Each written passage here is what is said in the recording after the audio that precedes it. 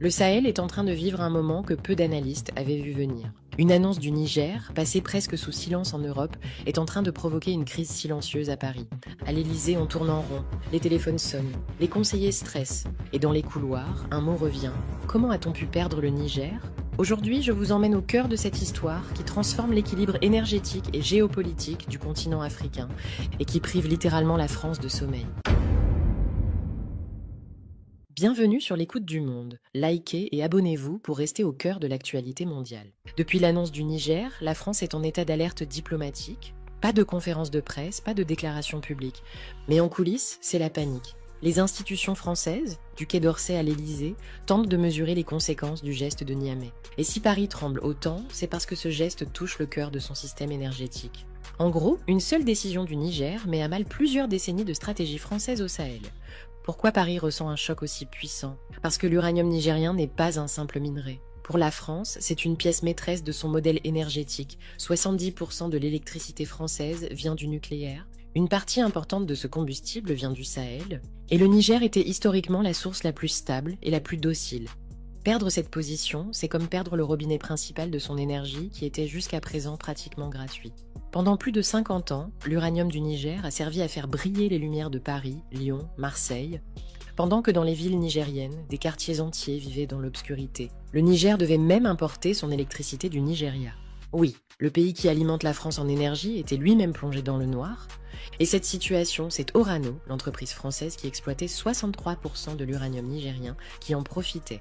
Lorsque le régime militaire est arrivé au pouvoir, une des premières décisions d'Abdourahmane Tiani a été de retirer progressivement les permis d'exploitation d'Orano. Cela s'est fait par étapes, jusqu'à la rupture totale. Orano n'a plus de contrôle. Le Niger reprend sa mine. Le Niger reprend sa ressource. Pourquoi cette rupture était inévitable ? Parce qu'Orano représentait 1. Un modèle conçu pour les intérêts de Paris. 2. Un système opaque où le Niger ne voyait qu'une infime partie des profits. 3. Un symbole de dépendance coloniale. Pour un gouvernement qui veut incarner la souveraineté, Orano était l'obstacle central. Même après avoir récupéré son uranium, le Niger se heurtait à un piège invisible. Les circuits internationaux de vente étaient verrouillés par la France. En clair, tu produis ton uranium, tu veux le vendre, mais sans l'accès au réseau contrôlé par Paris, tu ne peux rien faire.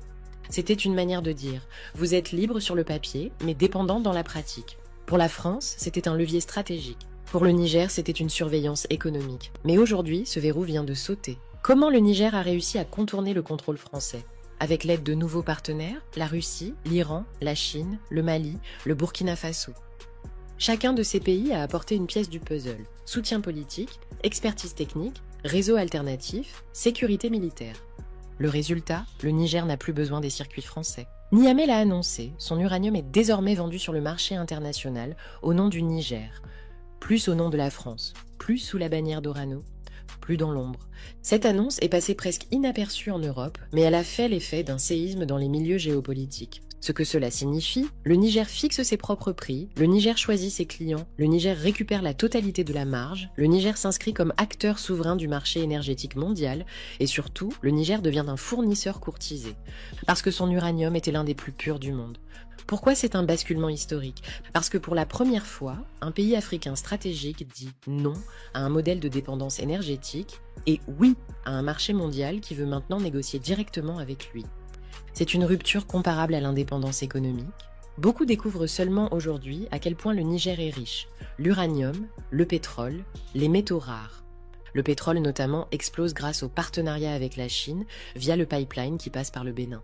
Cette année-là, la croissance du Niger était tellement impressionnante que même la Banque mondiale, qui avait tourné le dos au pays, a dû revenir frapper à la porte.